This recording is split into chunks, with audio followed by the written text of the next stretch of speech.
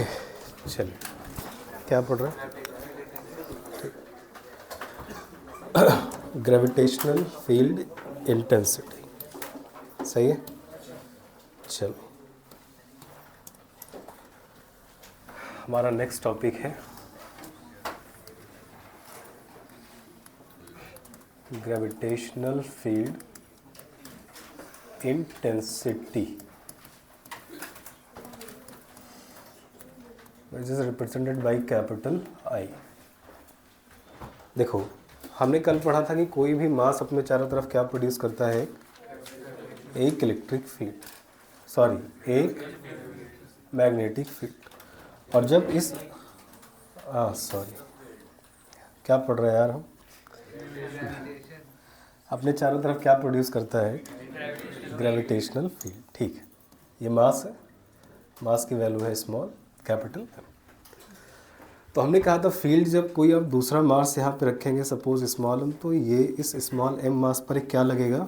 Force of attraction. किसकी field के कारण? कैपिटल एम के कारण। अब देखो, स्मॉल एम कैपिटल एम को अपनी तरफ खींचेगा और कैपिटल एम स्मॉल एम को, तो हम ये बोल सकते हैं ना कैपिटल एम की फील्ड में कौन है? Small M. और स्मॉल एम की फील्ड में कौन है? इसका मतलब कोई भी मास अपने चारों तरफ क्या प्रोड्यूस करता है? एक ग्रेविटेशनल फील्ड, जिसमें आने पर किसी दूसरे मास पर क्या लगता है? फोर्स लगता है। उन्हें कहा मान लेते हैं ये फोर्स कितना लगा बेटा? F, और इसका मास कितना है? m। तो इंटेंसिटी क्या होती है? ये जो टर्म लिखा गया है, किसी के ग्रेविटेशनल फील्ड में अगर आप कोई मास रख दें तो उस यूनिट मास पर कितना फोर्स लग रहा है, वही उसकी क्या है? इंटेंसिटी है उस जगह की। तो मान लेते हैं मेरे पास एक जगह थी ए एक पॉइंट है, कैपिटल एम की ग्रेविटेशनल फील्ड।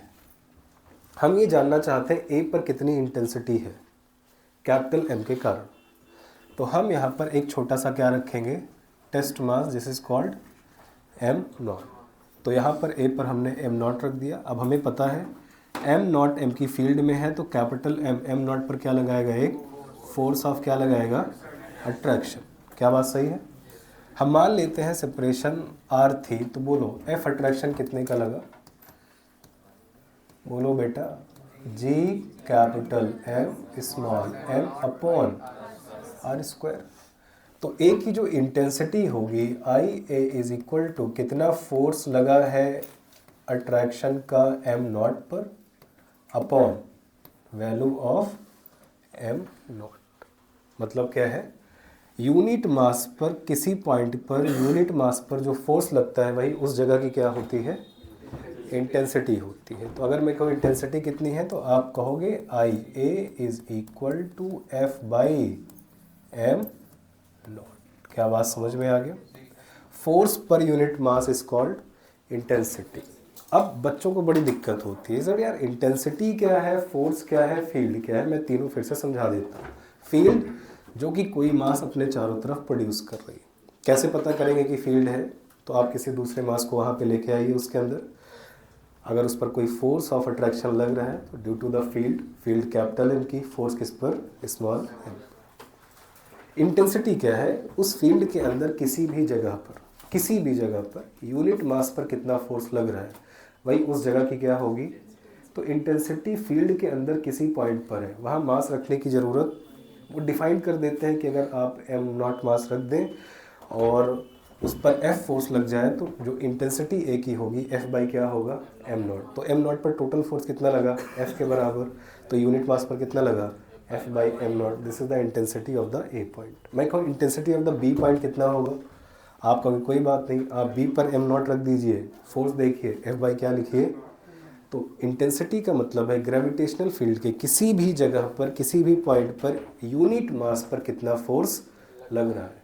अगर हम उस जगह एक मास रख दें तो यूनिट का मास का मतलब कितना होता है? एक क्या? एम यू नहीं होता है यार, एक केजी। एसआई सिस्टम में अगर बोलें तो एक केजी मास पर किसी जगह पर, सपोज ए पर हम एक केजी मास रख दें तो एक केजी पर जो फोर्स लगेगा वही ए की क्या होगी? इंटेंसिटी। तो इंटेंसिटी पॉइंट की होती है, जगह में किसी रीजन पर होती है। समझ में आ गया? इंटेंसिटी ज़्यादा है मतलब वहाँ पर कोई मास रखोगे तो और ताकत के साथ खींचेगा। इंटेंसिटी कम है तो कम ताकत के साथ खींचेगा। इंटेंसिटी जीरो है इसका मतलब खींच नहीं सकता। बात समझ में आ गई? तो सबसे पहले डेफिनेशन लिखो, what is gravitational field intensity. लिखिए, gravitational force experience, gravitational force experienced by a unit mass, gravitational force experienced by a unit mass is called gravitational field intensity, is called gravitational field intensity, denoted by capital I, denoted by capital I। ये सब हटा दीजिए तो I बराबर लिखिए F by M not. Force पर unit mass is called intensity of that point. Intensity का मतलब क्षमता, कि कितनी ताकत के साथ वो किसी मास को क्या करेगा, अपनी तरफ खींचेगा। और डिफिनीशन क्या होती है, फोर्स पर यूनिट मास। तो यूनिट क्या बनेगी इसकी, बोल बेटा। हाँ, यूनिट बनेगी न्यूटन पर मीटर, नहीं बच्चे, किलोग्राम। सही है। और न्यूटन की यूनिट क्या होती है, किलोग्राम मीटर पर अपॉन किलोग्राम। केजी से केजी क्या हो गया, तो एक यूनिट और आएगी मीटर पर। क्या एक्सेलरेशन की भी यूनिट होती है। तो ग्रेविटेशनल इंटेंसिटी और एक्सेलरेशन की यूनिट क्या रहेगी, एक्सेलरेशन भी मीटर पर सेकेंड स्क्वायर होता है और इंटेंसिटी भी मीटर पर। तो दो यूनिट्स होंगी, या तो न्यूटन पर केजी दिया होगा या क्या दिया होगा, मीटर पर सेकेंड स्क्वायर। लिखिए, तो फील्ड के अंदर किसी जगह की क्या क्षमता है, किस ताकत के साथ वो किसी मास को क्या करेगा, खींच सकता है, वही उस जगह की क्या होगी, इंटेंसिटी। आप ऐसे सिंपल लिख लीजिए। ज़्यादा इंटेंसिटी मतलब ज़्यादा फोर्स ऑफ अट्रैक्शन होगा वहाँ, कम इंटेंसिटी मतलब कम फोर्स ऑफ अट्रैक्शन। और एक सिंपल सा कॉन्सेप्ट है, आप अगर दूर जाएंगे मास से, हाँ, तो इंटेंसिटी क्या होती जाएगी, तो फील्ड की क्षमता धीरे धीरे कम होती जाएगी। आप जितना दूर होते जाएंगे फील्ड की क्षमता उतनी डिक्रीज होती जाएगी। बिल्कुल ऐसे ही है जैसे कि इलेक्ट्रिक फील्ड, चार्ज सब जितना दूर जाते जाते हैं इलेक्ट्रिक फील्ड इंटेंसिटी उतनी कम होती जाती है। तो डिफिनीशन अलग चीज़ है। डिफिनीशन का मतलब फोर्स पर unit mass is called intensity of that point. कैसे करेंगे, वो बोले ए पर इंटेंसिटी बताओ, तो हम ए पर एक मास रख देंगे एम नॉट, उस पर फोर्स की वैल्यू लिख देंगे और उसको एम नॉट से क्या कर देंगे, डिवाइड। वो इंटेंसिटी है। लेकिन इस फ्रेम में कभी आपको याद नहीं रखना आई बराबर एफ बाई एम। याद हम जो करेंगे वो क्या होगा, इंटेंसिटी हिंदी में लिख लीजिए ताकि आपको समझ में आ जाए। इंटेंसिटी का मतलब है कि क्षमता, किस चीज़ की, फोर्स लगाने की। फील्ड की अगर इंटेंसिटी ज़्यादा है इसका मतलब उस फील्ड के पास क्या है, ज़्यादा क्षमता है फोर्स लगाने की। ज़्यादा ताकत के साथ वो मास को क्या करेगी, अट्रैक्ट करेगी। कम इंटेंसिटी है, कम ताकत के साथ अट्रैक्ट करेगी।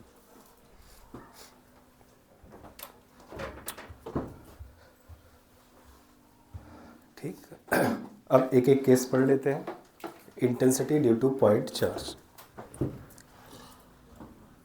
हाँ, intensity due to point mass, ये ग्रेविटेशन है तो मैं चार्ज नहीं बोलूँगा। ठीक है, पहला है intensity due to point mass. Point mass किसको कहते हो, जिसके पास कोई डायमेंशन ना हो, आप कोई उसकी रेडियस लेंथ ये सब ना बता पाए। The mass is capital M. मैं आपसे कहता हूँ एक पॉइंट है और कितनी दूरी पर है कैपिटल एम से, स्मॉल आर दूरी पर है। आप बताइए इंटेंसिटी कितनी होगी। यहाँ पर आप लिखेंगे आई बराबर G capital M by R square. बिल्कुल सिंपल फॉर्मूला है और ये आपको याद होना चाहिए। जैसे जैसे आप मास से क्या होते जाएंगे, दूर, इंटेंसिटी कम। आगे यहाँ लगा दिया जाता है माइनस। ये माइनस वैल्यू पर नहीं है,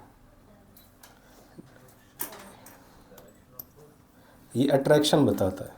क्या बताता है, तो आई बराबर माइनस जी/m/r²,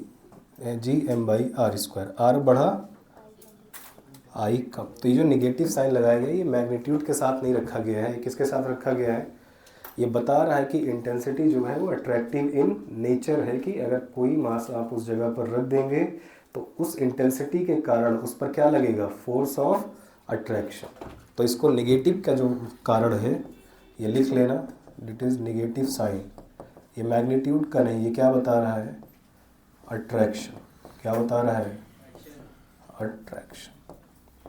तो आप सिर्फ वैल्यू देखिए, आप माइनस साइन को मत देखा करिए, सही है ना, क्योंकि आगे सवालों में कभी माइनस लग के आएगा भी नहीं, सिर्फ वैल्यू ही आएगी। Gm/r², माइनस इसलिए लगाया गया क्योंकि अट्रैक्शन। चलिए, मास ज़्यादा होगा तो इंटेंसिटी भी किसी आर दूरी पर ज़्यादा होगी, मास कम होगा तो इंटेंसिटी भी, मास कांस्टेंट है, दूरी जाते बढ़ाते जाओगे, आप जितना मास से दूर जाते जाओगे इंटेंसिटी उतनी, क्या मतलब है कम होने की, उतना कम क्या लगेगा उस, अगर वहाँ मास रखोगे कोई दूसरा तो उतना कम उस पर फोर्स लगेगा। चलिए दूसरा कर लोगे, ठीक। अब इसी में एक केस छोटा सा आता है, सिंपल है बिल्कुल, इलेक्ट्रोस्टैट की कॉपी है, उसमें कोई फ़र्क नहीं है। एक नोट लगाइए और लिखिए point of zero intensity, point of zero intensity. यहाँ वेरिएशन थोड़ा सा कम है as compare to the electric field. Point of zero intensity, the mass is m1, another mass is m2। इनके बीच की सेपरेशन है स्मॉल r। हमें पता है m1 m2 दोनों की अपनी अपनी क्या होगी, अलग अलग इंटेंसिटी होगी। अरे बोलो ना, किसी जगह पर मैं कहूँ m1 के कारण कितनी इंटेंसिटी, आप कहोगे Gm1/r², मैं कहूँ m2 के कारण आप कहोगे Gm2/r²। तो m1 की भी फील्ड है और m2 की भी फील्ड, तो फील्ड ओवरलैप कर जाएंगे, इसका मतलब m1 की भी इंटेंसिटी है और इसी के कारण m2 m1 पर फोर्स लगा पा रहा है और m1, क्योंकि दोनों की ग्रेविटेशनल फील्ड है और दोनों की ग्रेविटेशनल फील्ड के कारण m1 पर जो फोर्स लगा किस फील्ड के कारण, और m2 पर फोर्स लगा किसकी फील्ड के कारण। कोई भी मास अपने फील्ड के कारण अपने ऊपर फोर्स, मैं एक मास हूँ, अगर मुझ पर कोई अट्रैक्शन फोर्स है ग्रेविटेशन का, तो कसम है फील्ड किसी दूसरे की होगी, मेरी फील्ड से मेरे ऊपर कोई फोर्स। तो मैं ऐसे बोलता हूँ कि अगर m1 पर फोर्स लगा तो फील्ड किसकी है, m2 पर लगा तो m1 पर फोर्स है, तो इंटेंसिटी किसके कारण है, m2 की इंटेंसिटी के कारण इस पर फोर्स लगा। और अगर फोर्स m2 पर है तो किसकी इंटेंसिटी पर लगा, अरे कर पाएंगे ना, मुझे बताइए। पॉइंट ऑफ जीरो इंटेंसिटी बोल रहा है, सपोज करिए मैं यहीं कहीं कोई मास रख दूँ, मास जिसको बोल रहे हैं हम m0, तो m1 इसको अपनी तरफ खींचेगा, सही है, विद द फोर्स ऑफ, और m2 इसको अपनी तरफ खींचेगा with the force of f2। अगर यहाँ नेट फोर्स की वैल्यू क्या हो जाए, मतलब यहाँ इंटेंसिटी भी क्या हो गई, तो जिस जगह किसी मास को रखने पर नेट फोर्स जीरो हो जाए वो जगह कहलाती है पॉइंट ऑफ जीरो। क्या बात क्लियर हो गई, क्योंकि I बराबर क्या लिखा है, F/, अगर F क्या हो जाए तो इंटेंसिटी क्या हो गई, बस आप दोनों के फोर्स को क्या कर दीजिए, बराबर कर दीजिए, बस F1 बराबर क्या हो गया, F1 बराबर F2 है, तभी नेट क्या मिला आपको, क्योंकि दोनों की दिशा क्या है, आइए F1 की वैल्यू लिखाइए, Gm1 m0 क्या मैं इसको मान लूँ x दूरी, तो ये कितना हो गया, तो m1 से x डिस्टेंस पर मान लिया और m2 से r-x, बोलो कितना आ गया है, x² is equal to Gm2 m0 r-, यहाँ से x सॉल्व कर लो, सही है। तो वो जगह जहाँ पर किसी पार्टिकल पर नेट फोर्स क्या हो जाए, जीरो, वो कहलाती है point of zero intensity. Formula create करो फटाक से, जैसे ही सॉल्व करोगे एक फार्मूला बन के आ जाएगा, x इज इक्वल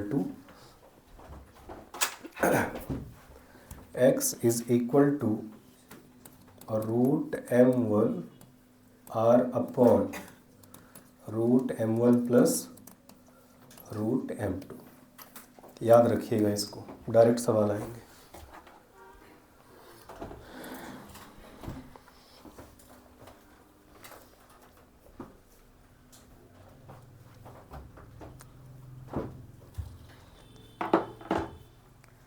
तो m1 से कितनी दूरी पर जीरो इंटेंसिटी मिलेगी? √m1r/√m1 प्लस, तो m2 से कितनी दूरी पर जीरो इंटेंसिटी है? तो जहाँ m1 है वहाँ क्या हो जाएगा? m2 r/√m1 प्लस, अरे वही फार्मूले हैं जो मैंने इलेक्ट्रिक फील्ड में लिखवाए। छापी। तो आपको दो फार्मूले मिल गए for the point mass, I बराबर -gm/r² and point of zero intensity from m1, x is equal to √m1r/√m1 plus √m2। ये एक हिस्सा पूरा हो गया पॉइंट मास का। मैं पॉइंट मास के कारण आपसे कहूँ r दूरी पर इंटेंसिटी बताइए, आप सिंपली बोलेंगे gm/r²। मैं दो मासेस दे दूँ और उनके बीच का सेपरेशन r है, आप बताइए जीरो इंटेंसिटी कहाँ मिलेगी? m1 से, आप बोलेंगे √m1r/√m1 प्लस m2। मैं बोलूँ m2 से कितनी दूरी पर जीरो इंटेंसिटी मिलेगी? क्या बोलोगे? तो जहाँ m1 है वहाँ m2। ये कहाँ से, x कहाँ से लिया गया है? फ्रॉम, कहाँ से है? From m1। बात दोनों समझ में आ गई? छापिए।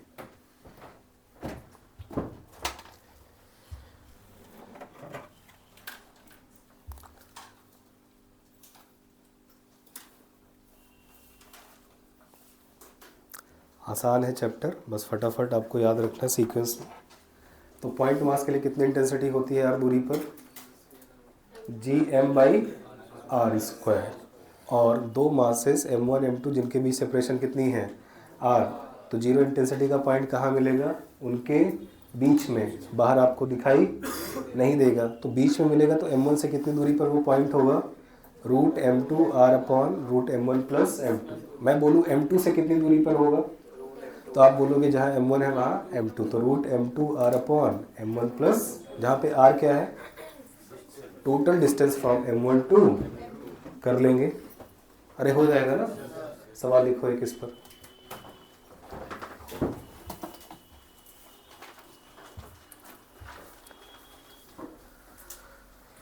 लिखिए सवाल, बोले। Okay. Two point masses 4 kg, 2 point masses 4 kg and 16 kg. 2 point masses 4 kg and 16 kg are separated at a distance 9 centimeter.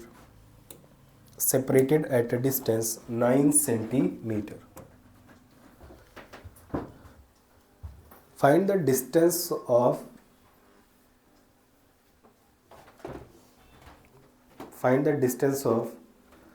point of zero intensity. Find the distance of point of zero intensity from. Find the distance of point of zero intensity from 4 kg mass. From 4 kg mass. Separation कितनी है? 9 centimetre. आ जाएगा answer, करिए। क्या formula लगाएंगे बेटा? x is equal to, किससे पूछा गया है? तो m1r/, क्या लिखूं? √m1 plus √m2। किससे पूछा गया है? 4 kg से, तो ऊपर 4, ये कितना? 9 सेंटीमीटर। ये कितना है? 4 प्लस 16, 4 का रूट 2, 9 सेंटीमीटर। 2 और 4 कितना आ गया? 6, 2 तिहाई 6, 3 त्रिका कितने सेंटीमीटर? 3 सेंटीमीटर। ठीक है ना? तो 4 kg से कितने मीटर सेंटीमीटर दूर होगा? तो फ्रॉम 16 kg। बोल बेटा, फ्रॉम 16 kg से कितना? अरे 1 से 3, तो दूसरे से कितना? 6, तो x डैक्स बराबर कितना? अरे पागल है क्या? टोटल 9 है ना, तो 1 से 3, तो दूसरे से 6। हाँ, ज़रूरत क्या है यार, ये डायरेक्टली सेंटीमीटर में ही तो आंसर आएगा। मीटर से केजी तो मर जाएगा ना। ऊपर भी मास है, नीचे भी, तो केजी से केजी उड़ जाएगा, बचेगा क्या सिर्फ? तो जिस यूनिट में आर रखोगे उसी यूनिट में एक्स आ जाएगा। तो बदलने की क्या ज़रूरत है, सारे ऑप्शंस किस में होंगे, सेंटीमीटर, सारे ऑप्शंस सेंटीमीटर। तो कोई दिक्कत नहीं है, आप जिस यूनिट में रखोगे एक्स उसी यूनिट में आ जाएगा। आर अगर सेंटीमीटर में रखोगे तो एक्स भी, और एम किस में रखोगे, कन्वर्ट करने की ज़रूरत नहीं है। मास ऊपर भी केजी तो नीचे भी केजी, ऊपर ग्राम तो नीचे भी ग्राम, सेम यूनिट रखना मास का, आपको आर का कन्वर्जन करने की ज़रूरत नहीं। कर लोगे तो कर लेना, कभी कोई सवाल पॉइंट मास से आज तक पूछा नहीं है। हाँ इतना पता है इंटेंसिटी दूर जाने पर क्या होगी, क्षमता धीरे धीरे फील्ड की क्या होती जाएगी, कम होती जाएगी। चलिए दूसरा लिखिए, ऐसे केस वाइज याद रखिएगा, चैप्टर बहुत इजी है। Gravitational field intensity due to solid sphere.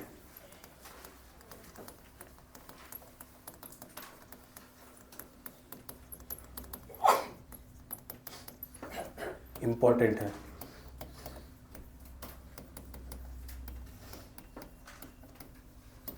बहुत इंपॉर्टेंट है। Gravitational field intensity due to solid sphere बनाइए।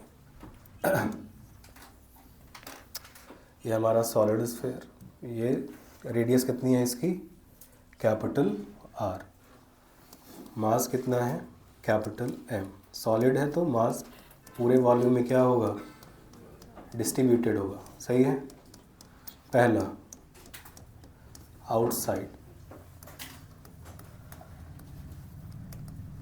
स्फीयर के बाहर, स्फीयर के बाहर डिस्टेंस कैपिटल आर से क्या होगी, सारे डिस्टेंसेस कहाँ से मेज़र करते हो तुम,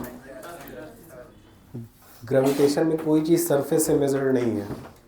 जिस फार्मूले में डिस्टेंस आ गया वो फार्मूले में डिस्टेंस हमेशा सेंटर से ही मेजर्ड होती है। आइए बोलिए, आई आउटसाइड बराबर कितना लिखोगे, minus G capital M by, simple formula है। तो बाहर के लिए it is behave as a point mass. अरे समझ में आ रहा है, ओके। दूसरा सरफेस, बोल बेटा सरफेस, सरफेस के लिए हमारी डिस्टेंस कैपिटल आर के क्या हो गई, तो ई आई सरफेस बराबर कितना आ गया, minus G M by capital R square. Third क्या होगा, इनसाइड, सॉलिड है या हालो है, अगर इनसाइड कोई पॉइंट है तो जो सेपरेशन होगी सेंटर से वो कैपिटल आर से क्या होगी, कम। याद है फार्मूला क्या होता है, minus G capital M small R upon, याद है इलेक्ट्रिक फील्ड का फार्मूला, वहाँ था के क्यू स्मॉल आर अपॉन, जहाँ के था वहाँ जी आ गया, जहाँ क्यू था वहाँ फार्मूला सेम रहेगा। चौथा सेंटर, बोल बेटा सेंटर पर आर कितना हो गया, ज़ीरो, आर ज़ीरो तो आई भी क्या दिखा तुमको यहाँ से, अरे भैया कैसे फाइनाइट हो जाएगा, सेंटर पर आर क्या होगा, आई होगा ज़ीरो। क्या बात समझ में आ गई। अब सुनो, आउटसाइड के लिए कैपिटल स्मॉल आर है ना यहाँ, तो स्मॉल आर क्या है, the distance of point from the centre of the, जैसे देखो मैं कहूँ पॉइंट पी पर आप मुझे आई बताइए, पॉइंट पी सेंटर से कितनी दूरी पर आ गया, आर, तो फार्मूला क्या हुआ, minus G M by R square. कोई कहे सरफेस पर बताइए आर की वैल्यू कितनी होगी सरफेस के लिए, कैपिटल आर। कोई कहे इन साइड पर एक पॉइंट है यहाँ कितनी दूरी पर है, स्मॉल आर, वैल्यू बताइए, तो मैं क्या बोलूँगा, minus G small R upon R cube, और सेंटर पर वैल्यू कितनी होगी, ज़ीरो। सवाल आया हुआ है ये यहाँ,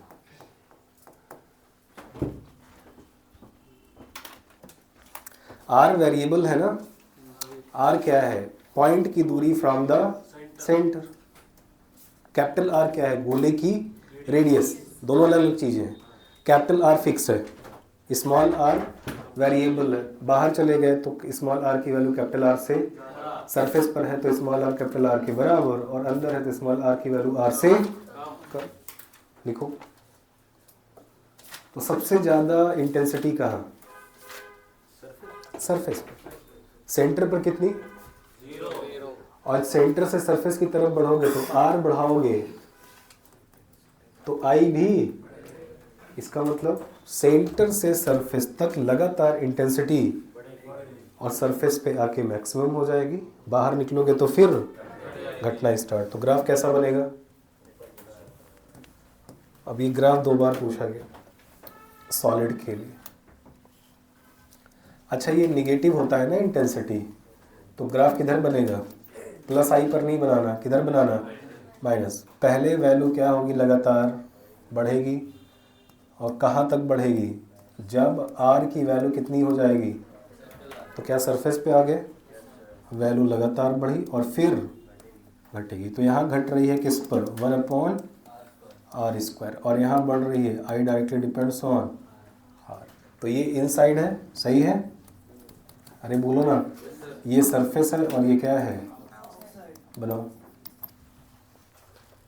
कभी कभी चारों ग्राफ जो ऑप्शंस में देंगे वो ऊपर बने होंगे, तो ये मत बोलना सारे गलत है। नीचे ना बना के ऊपर बना दे तो ऊपर वाला ही क्या कर देना, ठीक। अरे सही है ना? और एक ऊपर हो एक नीचे हो तो नीचे वाला ग्राफ प्रेफर करना है आपको, बिल्कुल। क्योंकि पूरे ग्रेविटेशन में जो इंटेंसिटी होती है वो निगेटिव होगी, वैल्यू के लिए नहीं, ये बताने के लिए कि अट्रैक्शन का नेचर है। समझ में आ गया? छप। तो यहाँ जब तुम लिख रहे होगे ना, आर बढ़ाने पर आई इंटेंसिटी बढ़ी, तो कुछ लोग दिमाग लगा देंगे, अरे यार यहाँ तो माइनस लगा हुआ है, तो नंबर तो बढ़ रहा है, तो माइनस के साथ और वैल्यू क्या हो गई? ये माइनस मैग्नीट्यूड के साथ नहीं है। तो हम कोई भी जब सवाल करते हैं तो माइनस नहीं लगाते, हम सीधा क्या करते हैं? कैलकुलेट कर देते हैं आंसर। क्योंकि कोई भी ऑप्शंस माइनस में आपको, वो सारे ऑप्शंस प्लस में देंगे। फॉर्मूला ऐसे सीक्वेंस में याद होना चाहिए। Point mass G/m/r², solid sphere बाहर की तरफ G capital M/ small r², surface पर Gm/ कैपिटल R², अंदर की तरफ Gm स्मॉल r/r³ और सेंटर पर 0। और स्मॉल r कहाँ से मेजर करोगे? लिख लो, r क्या है? ये डिस्टेंस है, डिस्टेंस ऑफ पॉइंट जहाँ पर इंटेंसिटी निकालनी है फ्रॉम, कहाँ से? सेंटर। मैं कोई भी जगह आपको दूँ, इस जगह इंटेंसिटी बताओ, उस जगह की दूरी आपको कहाँ से नाप लेनी है? सेंटर से। ये है आपका स्मॉल r। क्लियर हो गया? ग्राफ, फॉर्मूले, सवाल आए हैं, सवाल आएंगे, बार बार रिपीट होंगे। Next, gravitational field intensity due to hollow sphere. जहाँ सॉलिड है वहाँ क्या कर लो? हॉलो। सब कुछ सेम रहेगा, क्या बदलेगा? Outside same, surface same. जैसे ही इनसाइड पर आओगे वैल्यू क्या हो जाएगी? 0। तो सेंटर पर भी वैल्यू क्या रहेगी?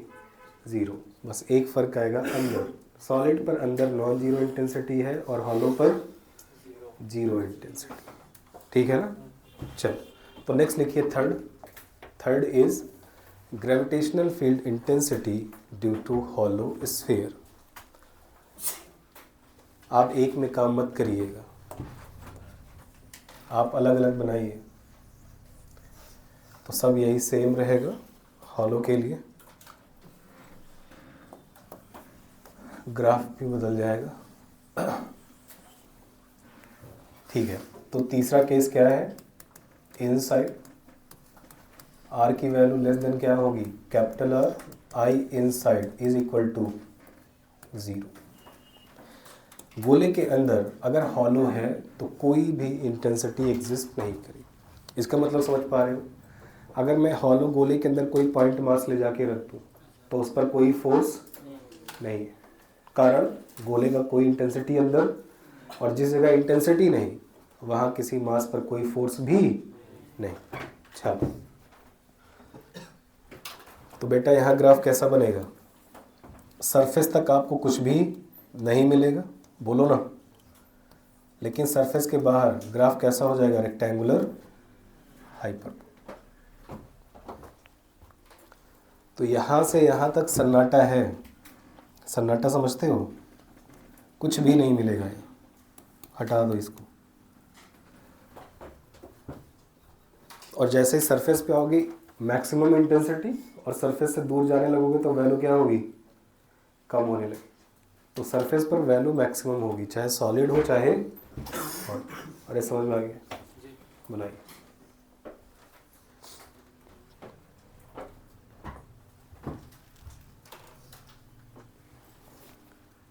इंटेंसिटी मतलब क्षमता, किसी मास पर कितनी ताकत लग पाएगी, कितना फोर्स ऑफ अट्रैक्शन एक्सपीरियंस होगा। ठीक है, तो इंटेंसिटी, हाँ बिल्कुल, इनसाइड सेंटर भी तो इनसाइड ही आता है। तो मैंने अलग अलग थोड़ी लिखा, मैंने कहा ई इनसाइड मतलब जीरो, चाहे सेंटर हो चाहे कोई और जगह अंदर की हो।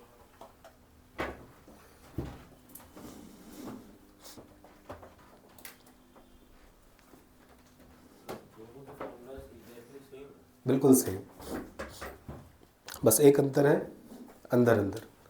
सॉलिड में अंदर नॉन जीरो और हॉलो में अंदर जीरो। ठीक है, याद रखिएगा, सवाल आएगा, हर टेस्ट में आएगा।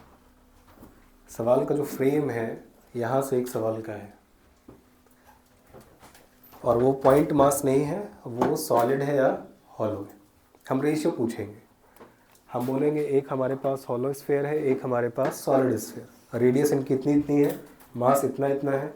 बताइए सॉलिड के अंदर और स्फीयर हॉलो के बाहर इतनी दूरी पर कितना इंटेंसिटी का रेशियो होगा, तो आपको ये बताना पड़ेगा। तो पहले ये देखो डिस्टेंस कितनी है, डिस्टेंस देख करके ये डिसाइड करो कि बाहर हो या अंदर। जैसे एग्जांपल r बराबर मैं लिखूँ 4 सेंटीमीटर, सही है। अब मैं लिखता हूँ डिस्टेंस ऑफ द पॉइंट जहाँ पर इंटेंसिटी निकालनी है, 3 सेंटीमीटर। कहाँ हो? r is equal to 6 centimetre, r is equal to 4 centimetre. तो ये देख के पहचानना हो, तो हमेशा डिस्टेंस को किससे देखा जाता है? रेडियस। इसीलिए वहाँ लिखना पड़ता है हमको। आउटसाइड का मतलब जो दूरी दी जाएगी पॉइंट की, वो कैपिटल R से क्या होगी? ज़्यादा, तो बाहर है। और जो दूरी दी गई है वो कैपिटल R के बराबर है तो सरफेस। जो दूरी दी गई है अगर वो कैपिटल R से कम है तो पहले ये देख लो फिर सवाल करो। अरे सही है ना? चलिए छापिए।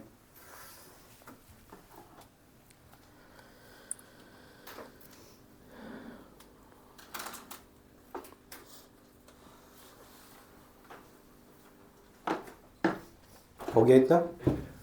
लिख लो। ऐसे सीक्वेंस में पढ़ो, पहले ग्रेविटेशनल फोर्स सवाल लगाया था कल जाके, 2-3 सवाल मिलेंगे, उसको लगाओ, फिर इंटेंसिटी पे आओ, हिंदी में बोलो ये फील्ड की क्या है? क्षमता है। पॉइंट से दूर जाते जाओगे क्षमता कम होती, पॉइंट मास से। सॉलिड से दूर जाते जाओगे सेंटर से सरफेस तक, इंटेंसिटी बढ़ेगी, सरफेस पे मैक्सिमम। बाहर निकलते जाओगे तो इंटेंसिटी कम। हॉलो के अंदर अंदर कोई इंटेंसिटी, सरफेस पर वैल्यू क्या होगी? मैक्सिमम। और बाहर निकलोगे तो वैल्यू क्या होती जाएगी? कम होती जाएगी। सही है? एक नोट लगाइए।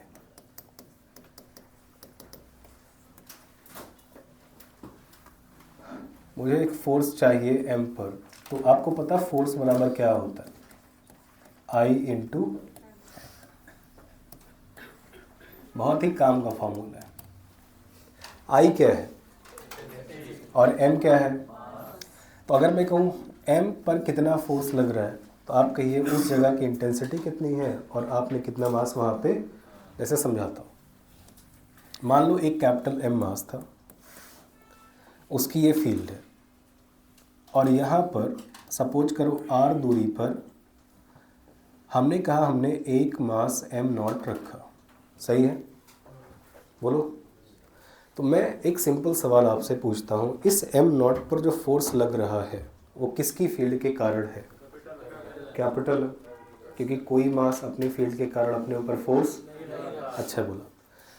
जो m0 पर इंटेंसिटी है जिसके कारण कि m0 फोर्स को एक्सपीरियंस कर पा रहा है, वो इंटेंसिटी किसकी है? कैपिटल है। इसका मतलब अगर m नॉट पर आपको फोर्स चाहिए तो इंटेंसिटी किसकी चाहिए, जिसकी फील्ड में वो। तो अगर मैं कहूँ इस पर फोर्स कितना, आप बोलोगे सर फोर्स बराबर I into M. What is the I for the capital M? आप लिखोगे G capital M by into M. क्या वही बन गया? तो बनेगा तो वही, लेकिन यहाँ से भी सवाल हो सकता है। समझ में आ रहा है? तो अगर मैं कहूँ इस मास पर फोर्स बताओ, तो उस जगह की इंटेंसिटी निकालो, किसके कारण, उसके आसपास जो है उसके कारण इंटेंसिटी निकालो और उस मास से क्या कर दो, मल्टी। अरे समझ में आ गया? कर लोगे ना? छापो। ऑब्वियसली वेक्टर क्वांटिटी है, directed along towards the point mass, toward the centre of the sphere. Attraction का नेचर होगा ना, हमेशा क्या होगा, बिल्कुल वेक्टर क्वांटिटी। हाँ, अभी क्यों बोलेंगे ऐड, जब एक ही इंटेंसिटी है तो ऐड करने की क्या जरूरत है। हाँ सुनो वो क्या कहना चाह रहा है, एक मिनट रुक जाओ।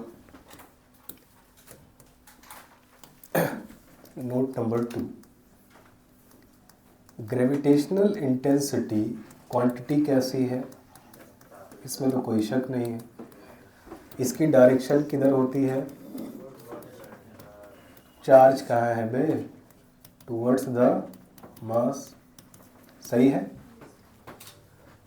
हमारे पास अब 2 पॉइंट मास है, m1 और m2। बहुत ध्यान से समझना। मैं एक पॉइंट P मान रहा हूँ जो यहाँ से कितनी दूरी पर है और यहाँ से कितनी दूरी पर है। मैं कहूँ इस पॉइंट पर नेट इंटेंसिटी बताइए कितनी है, तो आप कहोगे इसके आजू बाजू कितने मासेस है, तो एक इंटेंसिटी m1 के कारण एक, तो पहले आप m1 के कारण लिखो जी m1 r1 स्क्वायर, फिर क्या लिखो जी m2, दोनों के बीच सपोज करो कितना एंगल है, तो एक इंटेंसिटी इधर आई और एक इंटेंसिटी, तो नेट किधर आएगा, कहीं होगा। नेट वैल्यू कैसे निकालोगे, आई नेट बराबर √I1 का स्क्वायर प्लस, बट ऐसे सवाल ग्रेविटेशन में कभी वेक्टर एडिशन का यूज़ नहीं है किसी सवाल में, इसीलिए हम इसको बताते भी। एक मास होगा सामने, एक दूसरा मास होगा, बोलेंगे इस पर फोर्स बताओ, हम कहेंगे इसके कारण यहाँ इंटेंसिटी कितनी है इनटू वो मास। अरे समझ पा रहे हो ना, एक बार फिर समझ लो।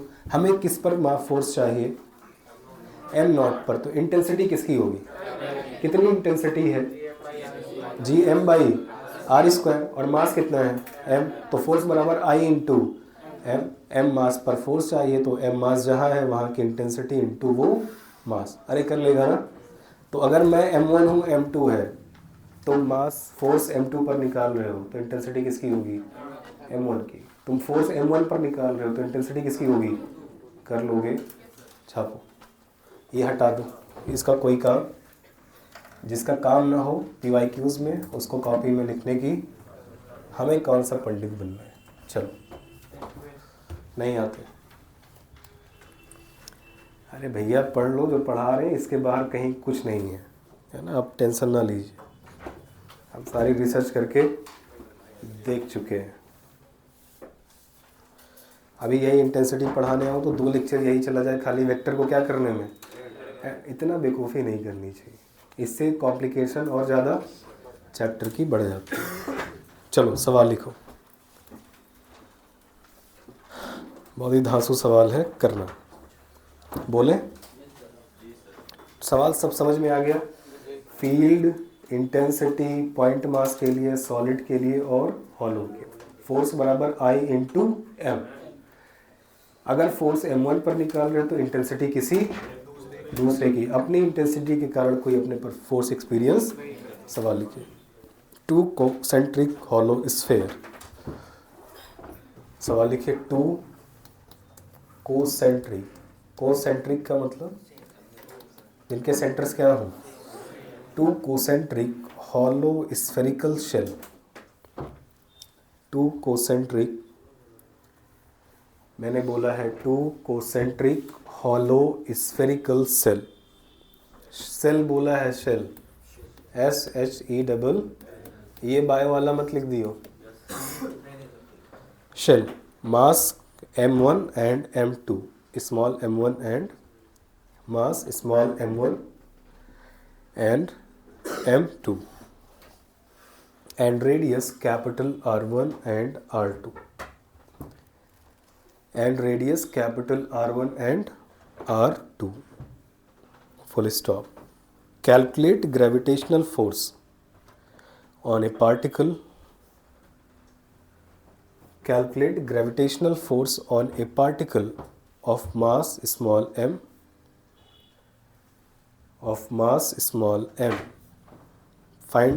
Calculate the gravitational force on a particle of mass small m at a point P, Q and R। बना लीजिए दो कॉन्सेंट्रिक स्फेरिकल सेल्स, मास m1, दूसरे का मास m2, पहले की रेडियस r1, दूसरे की r2। आपको 3 पॉइंट्स दिए गए, r यहाँ दिया गया है, q आपको यहाँ दिया गया है और p आपको अंदर दिया गया है यहाँ पर। इन P Q R पर कौन सा मास रखा गया है? Point mass small m। तो उस स्मॉल m पर फोर्स बताना है, तो अलग अलग निकाल लो पहले, ठीक है ना।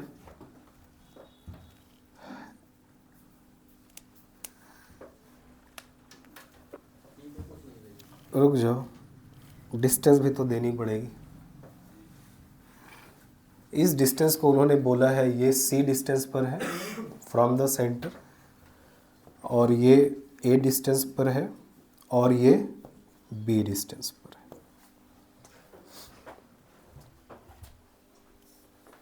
एक एक पॉइंट पर आप मास रखते जाइए, फोर्स निकालते जाइए। पहला ऑन R, अगर मैं यहाँ एक मास स्मॉल m रख दूं, सही है, तो इस R पॉइंट पर कितनी इंटेंसिटीज है? 2 है या नहीं? कितने स्फेयर्स है? पॉइंट आउटसाइड है, स्फेयर हालो है, तो बाहर की तरफ दोनों के लिए क्या होगी? इंटेंसिटी होगी। पहले क्या निकालिए आप? इंटेंसिटी। I स्मॉल कितना R के लिए?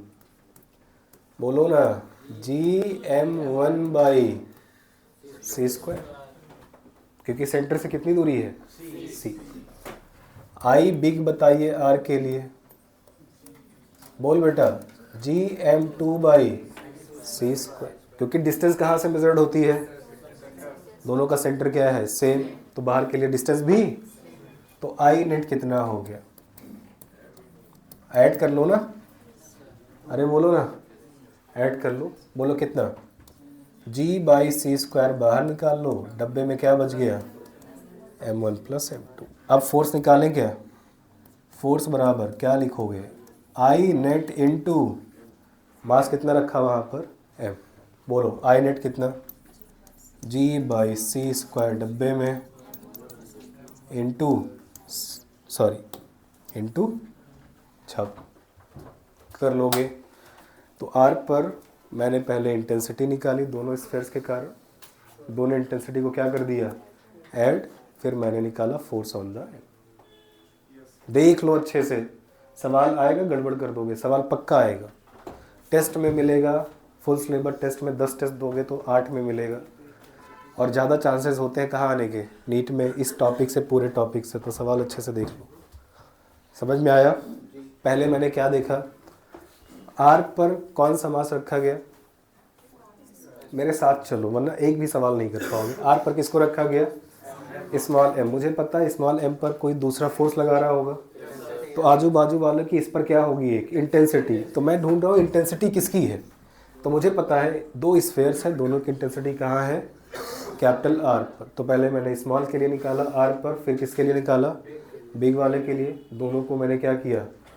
क्योंकि दिशा सेम होगी ना, टूवर्ड्स द सेंटर, तो दोनों सेम डायरेक्शन, एंगल 0, ऐड करके कितना आ गया आई नेट। अब फोर्स चाहिए तो आर पर कितनी नेट इंटेंसिटी है इनटू कितना मास वहाँ पर रखा गया। समझ में आया? अब तुम निकालोगे पी के लिए और क्यू के लिए।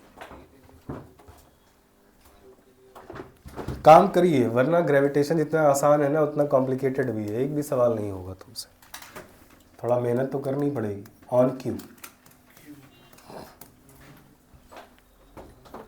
अब क्यू को देखो, जो क्यू है किसके बाहर है और किसके अंदर है? तो M2 के कारण क्यू पर इंटेंसिटी नहीं है क्योंकि वो हॉलो है ना, और M1 के कारण है। तो बोलो आई स्मॉल कितना? GM1 बोल बेटा, और आई बिग कितना? 0। कारण क्योंकि ये क्या है उसके लिए? इनसाइड। तो आई नेट किसके बराबर हो गया? अरे पागल है क्या? आई एस के बराबर, जो कितना आएगा? GM1 what is the net force? बोल कितना नेट फोर्स लगेगा वहां पर अगर m मास रख दे तो? बोल बेटा, GM1/b² इंटू छप। सही है। और बेटा थर्ड क्या है? ऑन आर नहीं, ऑन पी। अब पी देखो कहाँ है? पी छोटे वाले के भी अंदर है और बड़े वाले के भी अंदर, सही है ना? तो आई नेट क्या आया? आई स्मॉल भी 0 और आई बिग भी, तो आई नेट भी, जहाँ इंटेंसिटी नहीं वहाँ क्या नहीं? फोर्स नहीं। तो अंदर जब रखोगे पी पर कोई फोर्स नहीं लगेगा, क्यू पर रखोगे तो छोटे वाले के कारण लगेगा, और आर पर रखोगे तो दोनों के कारण लगेगा। छाप लो।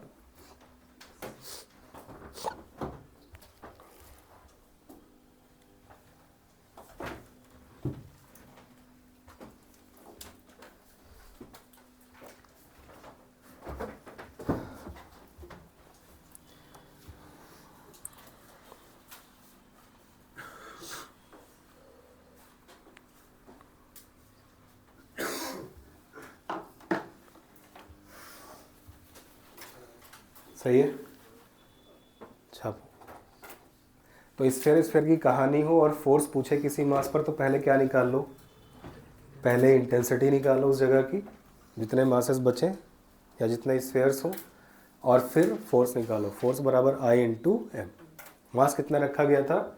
स्मॉल एम, तो उस जगह की इंटेंसिटी इंटू वो मास जो वहाँ पर रखा गया। अरे समझ में आ गया? चलो काम पूरा हो गया। सवाल देख लेना, कई बार सवाल सॉलिड से भी है, हॉलो से भी, रेशियो का भी सवाल है कि E1 अपॉन क्या बताइए? E2। सवाल लिखो, वो भी सवाल करवाते हैं।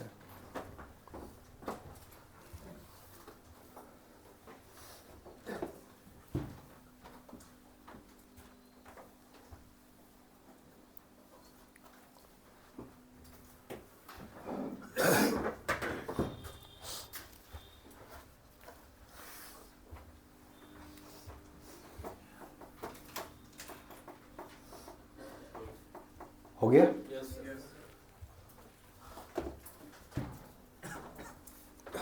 चलो,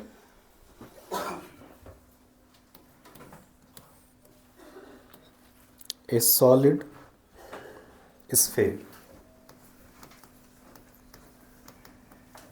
a solid sphere of mass capital M. Find and radius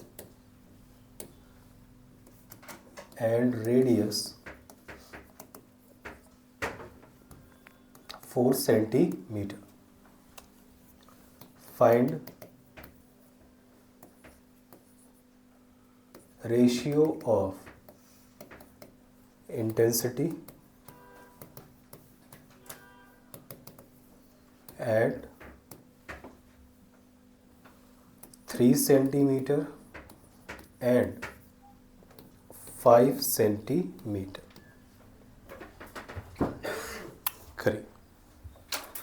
3 और 5।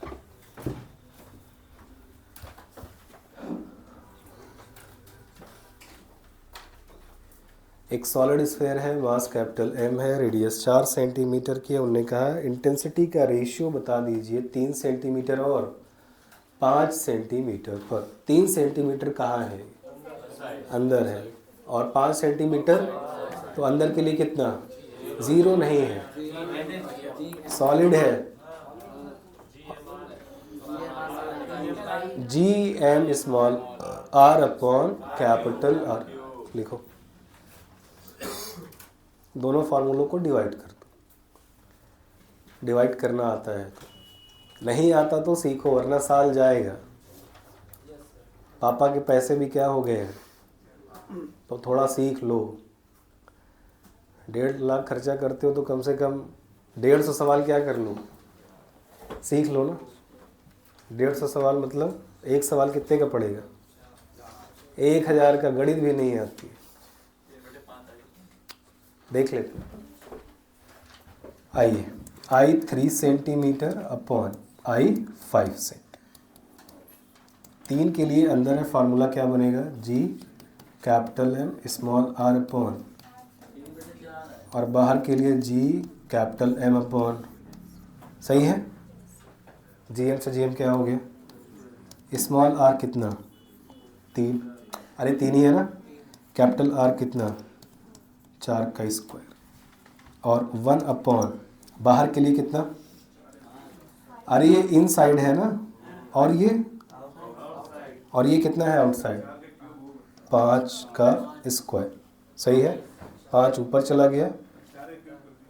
अरे लिख तो लेने दो मेरे को, बोलते जा रहे हो। आओ, 3 गुणा 25, सही है, बटा 16। काट दो। 4 का क्यूब कैसे हो जाएगा?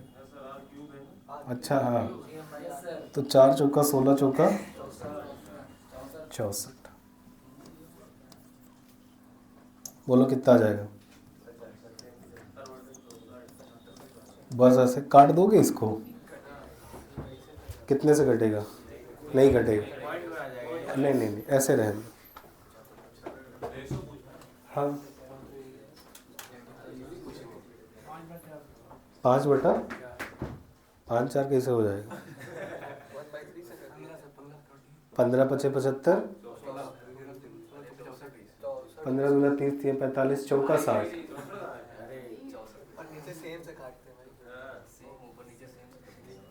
कोई बात नहीं, 15 से 75 तो कट जाएगा, लेकिन 15 से 64, 15 चौका 60 होता है, तो 4 पॉइंट समथिंग आएगा। तो ऐसे रहने दो, है ना। 75 और 64 एक क्या है? इवन है। एक क्या है? एक नहीं कटेंगे आपस में। या तो दोनों इवन हो या दोनों ही क्या हो, तब कट सकते हैं, वरना आप ऐसे इवन ऑड को किसी एक नंबर से नहीं काट पाएंगे। मुझे इस आंसर से नहीं मतलब था, मुझे इस सवाल से। सवाल समझ में आ गया? और ज़्यादातर सवाल किसके पूछेंगे? और उसमें भी एक कौन होगा? पक्का होगा, क्योंकि फार्मूले की कॉम्प्लेक्सिटी देखो ना। आप इलेक्ट्रोस्टैट में भी यही सवाल करोगे, वहाँ भी यही एक सवाल पूछा जाएगा, क्योंकि फार्मूले की कॉम्प्लेक्सिटी कहाँ है? इन साइड में है। एक में 0 है, एक में नॉन 0 है। तो कॉम्प्लेक्सिटी को पकड़ते हैं कहाँ बच्चे को दिक्कत होगी। बाहर नहीं होगी, सरफेस पर नहीं होगी, उसको दिक्कत कहाँ है? तो वो अंदर की बात ज़रूर करेंगे आपसे। समझ में आ गया? चलो नेक्स्ट हेडिंग डालो। टॉपिक कंप्लीट हो गया है। 2 टॉपिक हो गए। पहला क्या हो गया? Gravitational force. दूसरा क्या हो गया? इंटेंसिटी। थर्ड लिखिए ग्रेविटेशनल एक्सेलरेशन। हेडिंग डाल बेटा। Acceleration due to gravity. Acceleration due to gravity. Acceleration due to gravity. अब मैं एक सवाल पूछता हूँ। अगर 1 kg का आपके सामने मास रखा हो तो क्या उसकी फील्ड है या नहीं? है। अर्थ इतना बड़ा मास है, क्या उसकी भी फील्ड है? क्या तुमको लगता है 1 kg का मास किसी चीज को खींच सकता है? और अर्थ भी खींच रहा है। अर्थ का खींचना हमें दिखता है, दिखता है। 5 महले की बिल्डिंग से कूदो, दिखेगा, दिखेगा ना। बट 1 kg खींच रहा है ये हमें महसूस क्यों? अरे वो तो दोनों के लिए है ना, तो बोलो ना मास ज़्यादा है। जी की वैल्यू तो दोनों के लिए क्या रहेगी? अर्थ का मास ज़्यादा है, इसीलिए उसकी इंटेंसिटी भी ज़्यादा है, इसीलिए उसका एक्सेलरेशन हमको महसूस होता है। फ्री फॉल करोगे एफिल टावर से कूद के तो 9.8 मीटर पर सेकंड से स्क्वायर से एक्सेलरेशन से नीचे होगी। इसका मतलब हर मास अपने चारों तरफ एक फील्ड प्रोड्यूस करता है। अब कुछ की फील्ड हमें एक्सपीरियंस होती है, जैसे कि अर्थ की। तो अब हम सिर्फ किसकी बात करने चल रहे हैं? अर्थ की। आइए बनाइए अर्थ। अरे लिखो, ज़्यादा ज्ञान ना बताओ हमको, तुम्हारा ज्ञान अपने क्या रखो पास। अर्थ की रेडियस कितनी अज्यूम्ड है? RE का मतलब रेडियस ऑफ द अर्थ। और मास कितना अज्यूम्ड है? ME। सही है। हमें चाहिए एक्सेलरेशन। एक्सेलरेशन का मतलब समझते हो क्या? अरे तुम भी हो, आओ, तुम जानते नहीं हो F/, क्या होता है? अबे ये है क्या? जो इंटेंसिटी पढ़ के आए हो ये भी क्या है? बस उसी को क्या बोल दिया जाता है यहाँ पे? Acceleration due to gravity. दोनों टर्म में कोई फर्क आई? क्या ये सॉलिड स्फीयर है? अरे बोलो ना। ओके, सरफेस से हाइट कितनी है इस पॉइंट की? HI। Acceleration due to gravity, जिसको बोला जाता है स्मॉल g। सही है। ए नहीं लिखा जाता, क्या लिखा जाता है? जी बराबर क्या होता है? Simply GME/RE²। कहाँ पर? अरे अर्थ पर नहीं बेटा, अर्थ की सरफेस पे। तो मैं कहूँ कोई भी पार्टिकल अर्थ की सरफेस पे रखा गया है, कितना एक्सेलरेशन होगा उसका? तो आप बोलोगे जो इंटेंसिटी होगी GME/RE²। और अगर मैं कहूँ सरफेस पर हाइट h पर कितना होगा? Eight height h। हाइट हमेशा कहाँ से ली जाती है? From surface. बहुत ध्यान से सुनो, हाइट सरफेस से होती है, लेकिन डिस्टेंस कहाँ से होती है? सेंटर से। क्या ये बाहर के लिए एक पॉइंट है? तो G' बराबर क्या लिखोगे? GME/R²। अरे ये भी तो सॉलिड ही है ना। मुझे बता R की वैल्यू कितनी है इस पर? टोटल डिस्टेंस ये कितना? h, ये कितना? तो टोटल कितना? RE+H का छापो।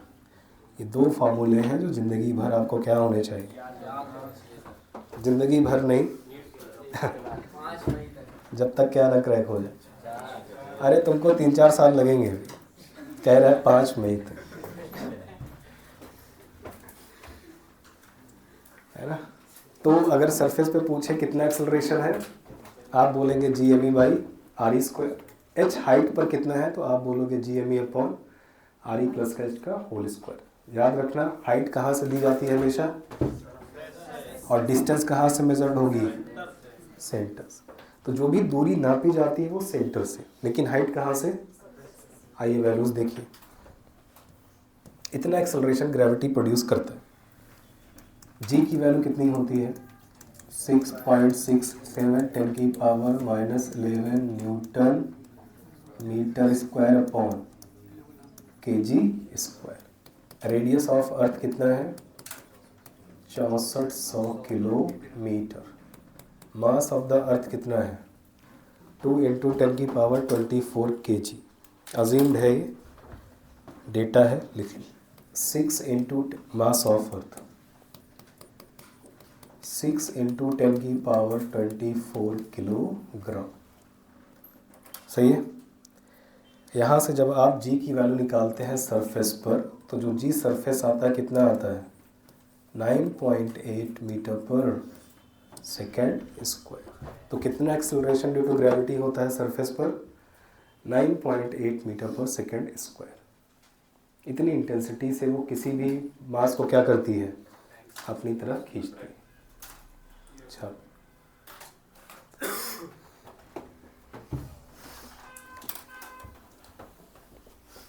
इसीलिए अगर आप 20 मीटर, 100 मीटर, 200 मीटर से किसी चीज़ को रिलीज़ कर दें तो कितना एक्सेलरेशन लेती है? 9.8 मीटर पर सेकेंड स्क्वायर से नीचे की तरफ आना स्टार्ट करती है और स्पीड लगातार बढ़ती चली जाती है। तो एक्सेलरेशन का मतलब है change of speed per unit time. तो कितना चेंज करेगी हर सेकेंड? 9.8 मीटर पर सेकेंड से चेंज होगी स्पीड, बढ़ती चली जाएगी। एक्सेलरेशन का मतलब होता है जितना एक्सेलरेशन है पर सेकेंड उतनी स्पीड क्या होगी? बढ़ती जाएगी। अरे आप ये देखो ना, आप एक इक्वेशन लिखते हो v बराबर, अब एक्सेलरेशन है 2, मान लो इनिशियल स्पीड 0 थी, बहुत ध्यान से देखो, और एक्सेलरेशन है 2, 1 सेकेंड के बाद 2 मीटर पर सेकेंड, 2 सेकेंड के बाद 3 सेकेंड के बाद, तो हर सेकेंड कितना बढ़ रही है? तो एक्सेलरेशन का मतलब होता है किसी पार्टिकल की 1 सेकेंड में कितनी स्पीड में चेंज आ रहा है, बढ़ रहा है या घट रहा है। समझ में आ रहा है? तो जब आप किसी चीज़ को छोड़ दोगे तो आप देखोगे उसकी स्पीड पर सेकेंड 9.8 मीटर पर सेकेंड से, क्योंकि इतना ग्रेविटी का क्या है वहाँ पे? एक्सेलरेशन। अरे समझ में आ गया? थ्रो करने पे तो कहानी बदल गई ना, आपने ताकत भी दे दी और ग्रेविटी भी लग गई है, तो वैल्यू क्या हो जाएगी? बड़ा है। सोचो ना, एक चीज़ आप रिलीज करो, एक चीज़ फेंक दो, कौन जल्दी पहुंचेगा? जिसको फेंका है, क्योंकि आपने फोर्स दे दिया उसको। हाँ, एक्चुअली एक्सेलरेशन तो मिला ही नहीं आपका ना उसको बस इनिशियल स्पीड मिली। देखो पहले यहाँ रिलीज किया तो u 0 था।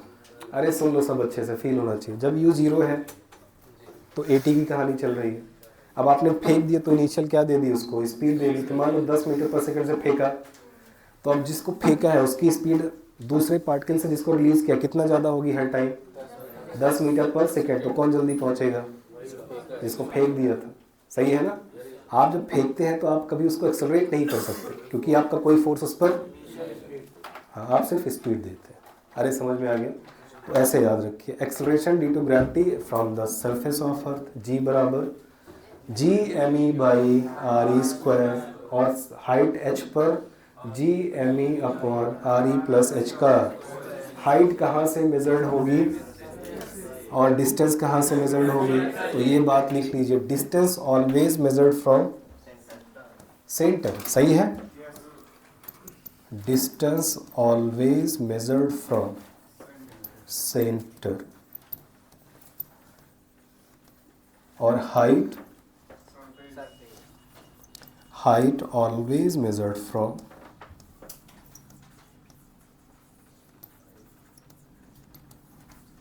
सर्फ। तो जब मैं कहूँ हाइट 40 मीटर है, इसका मतलब डिस्टेंस मत मानना, इसका मतलब सरफेस से 40 मीटर। अब यहाँ 40 मीटर ऐड करो तो आर ई के कंपेयर में 40 बहुत क्या है? कम। तो फ्रॉम द लगभग 32 किलोमीटर हाइट तक हम जी को क्या मान लेते हैं? कांस्टेंट। बहुत ध्यान से सुन लो, 32 किलोमीटर हाइट तक जी क्या होता है? कांस्टेंट। 32 बटा 5 करो, कितना आता है? कितना आता है? मान के चलना, हम ये अज्यूम करते हैं कि 200 kilometre from the surface of earth G क्या है? कांस्टेंट है। उसमें बहुत माइन्यूट क्या होगा? वेरिएशन। समझ में आ रहा है? तो as compare to R E, अगर एच बहुत क्या है? कम। 20 metre, 100 metre, 1 kilometre, 4 kilometre, 2 kilometre, 50 kilometre, G क्या रखोगे? कांस्टेंट। कितना रखोगे? 9.8। इसीलिए पूरी मैकेनिक्स में, पूरे आपके काइनेमेटिक्स में जी कितना लिया जाता है? 9.8। भले ही वो 40 मीटर ऊपर से फेंका जाए, चाहे 100 मीटर, चाहे 500 मीटर, चाहे 1 किलोमीटर। तो from the range from 0 to 200 और 320 जो बात लिखी जाती है, कितना लिखी जाती है? 320 किलोमीटर हाइट तक हम जी को क्या अज्यूम करते हैं? कांस्टेंट, बहुत माइन्यूट वेरिएशन होता है तो हम मानते हैं कांस्टेंट, सरफेस के ही बराबर, क्योंकि वेरिएशन बहुत क्या होगा इतना। अब सोचो ना आर ई कितना है 6400 किलोमीटर, मैं कहूँ 10 मीटर ऊपर, आप कहोगे as compare to the 6400 kilometre 10 metre तो उसके सामने, तो आप कहोगे जितना सरफेस पर उतना ही 10 मीटर हाइट पर, उतना ही 50 मीटर हाइट पर, उतना ही 100 मीटर हाइट पर, उतना ही 200 मीटर हाइट पर। क्या बात क्लियर हो गई? तो जब h बहुत कम होगा as compare to the R E, G constant होगा, वो सरफेस के क्या रहेगा बराबर है सीट। ठीक है ना? छापी बोलो। हम बोल सकते हैं कि 50 से दूर अर्थ पे अर्थ की फील्ड की इंटेंसिटी 9.8। बिल्कुल, ये बात वही तो है। एक्सेलरेशन बोलो या इंटेंसिटी बोलो, टर्म्स दोनों क्या है सेम ही है। एक्सेलरेशन बराबर F by M, intensity also is F by, तो दोनों क्वांटिटी सेम ही है, बस नाम क्या है। अब यहाँ हम एक्सेलरेशन ड्यू टू क्या बोल देते हैं ग्रेविटी। अरे क्लियर हो गया। तो सरफेस पर कितना एक्सेलरेशन प्रोवाइड कराता है ग्रेविटी हमारी, G M E by R E square, value कितनी होती है, ये सरफेस पर है बेटा, कहाँ है सरफेस, और किसी एच हाइट पर कितनी होगी, G M E upon R E plus H का। तो आज आपको ये केसेस याद करने हैं, solid sphere, hollow sphere, point mass and acceleration due to gravity. कल आएंगे तो इसी के आगे इन्हीं फार्मूलों से आगे बढ़ना स्टार्ट करेंगे। ठीक है ना? तो इतना तैयार करके रखिएगा। चलिए, कोई डाउट हो आइए आकर के